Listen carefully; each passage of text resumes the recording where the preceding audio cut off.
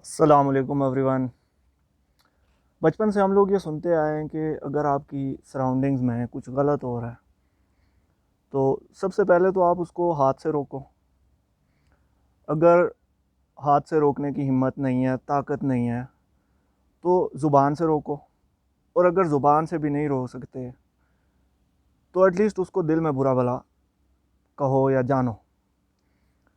But unfortunately हम लोग जो सबसे लोएस्ट रैंक है, हम लोग उससे भी नीचे जा चुके हैं। You guys must be wondering कि मैं किस बारे में बात कर रहा हूँ। पिछले कुछ अरसे से, सालों से एक वबा सर उठा रही है हमारे यहाँ। मैं तो उसको वबा ही कहूँगा। आप लोग भी देखते होंगे कि औरत मार्च हो रही है, औरत मार्च हो रही है, हर साल औरत मार्च हो रही है। औरतों की आज़ादी की बात हो रही है। ख़वातीन के आलमी दिन के मौका पर औरतों की आज़ादी की बात हो रही है। तो मैं यूनिवर्सली बात नहीं करूँगा, मैं सिर्फ बात करूँगा पाकिस्तान के बारे में कि पाकिस्तान में इस चीज़ को लेके क्या हो रहा है। बेसिकली वहाँ पे एक स्पेसिफ़िक तबका है जो औरतों का, जो कि हर साल सड़कों पे निकल आता है और आज़ादी की डिमांड करता है।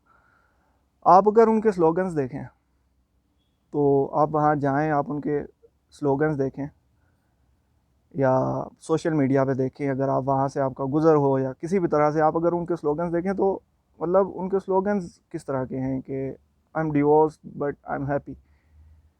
तो बात यह है कि भाई, कहाँ इस्लाम में आपको कहा गया है कि अगर आप अनलकीली डिवोर्स हैं तो आप अनहैप्पी रहें, आप खुश रहें, ये आपका राइट है, even though if you are divorce.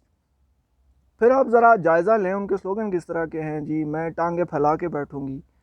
भाई, you think that you look cool, ऐसे ही टांगे फैला के बैठने से आप अगर कूल दिखोगी तो आप बैठो भाई, आपको किसने मना किया। All and you are already sitting like that, you are already doing whatever you want, आपको तो ऑलरेडी कोई मना नहीं कर रहा। फिर अपना खाना खुद गर्म करो भाई, we are already doing that, come see, हम लोग कर रहे हैं ये ऑलरेडी। असल में मुद्दा ये नहीं है, असल मुद्दा बेसिकली ये नहीं है पाकिस्तान में। ये एक स्पेसिफिक तबका है जो एक स्पेसिफिक एजेंडा पे काम कर रहा है। मुद्दा ये नहीं है, हमारी ख़वातीन के मसाइल ये नहीं है जो कि वहाँ पे उजागर करने की कोशिश की जाती है। मसाइल कुछ और हैं, और वो भी ख़वातीन के नहीं हैं, मसाइल इन ख़वातीन के हैं, क्योंकि ये लोग मज़हब से आज़ादी चाह रहे हैं। और ये लोग पाकिस्तान जैसी सोसाइटी में, पाकिस्तान जैसे कंट्री में डायरेक्टली मज़हब पे अटैक कर नहीं सकते, तो इनको इधर उधर से घूम के मज़हब की तरफ आना पड़ता है। अब हमें क्या चीज़ देखनी है, हमें ये चीज़ देखनी है कि भाई, हम लोग चूँकि उन पर क्रिटिसाइज़ तो ऑलरेडी कर ही रहे हैं, तो साथ साथ उन पर क्रिटिसाइज़ करने के हम लोग देखें कि हम लोगों की वीकनेस कहाँ पे है।